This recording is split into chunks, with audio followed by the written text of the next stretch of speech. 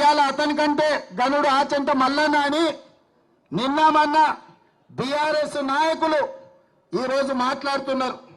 మేము మోడీ మీద కొట్లాడతామన్నారు. మరి ఆ సన్నాసులను అడుగుతున్నా, లక్షల కోట్ల రూపాయలు దోపిడీ జరిగితే ఒక్క రోజైనా మాట్లాడినరా మీరు అని. ఎందుకు ఇవాళ బీఆర్ఎస్ వాళ్ళు బీజేపీని ఎందుకు నిలదీస్తలేరు? సెబీలో జరిగిన కుంభకోణం, సెబీకి సంబంధించిన జేపీసీ విషయంలో బీఆర్ఎస్ విధానం ఏందో తెలంగాణ ప్రజలకు చెప్పాలి. మీరు బీజేపీలో విలీనమవుతున్నారంటే కాదు కాదు మేము చర్చలలోనే ఉన్నామంటారు.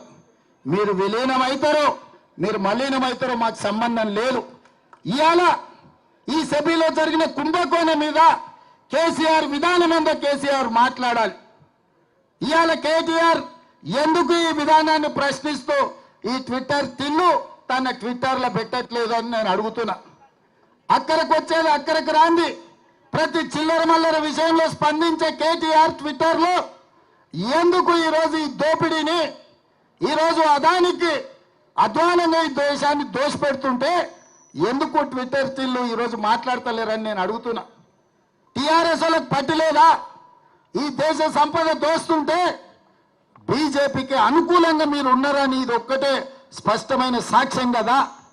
నిజంగానే బీఆర్ఎస్ బీజేపీలో విలీనం కాకపోతే, బీజేపీ బీఆర్ఎస్ చీకటి ఒప్పందంలో కాంగ్రెస్ కు వ్యతిరేకంగా కొట్లాడకపోతే ఈ జేపీసీ విషయంలో బీఆర్ఎస్ విధానం ఏందో తెలంగాణ ప్రజలకు చెప్పాలి.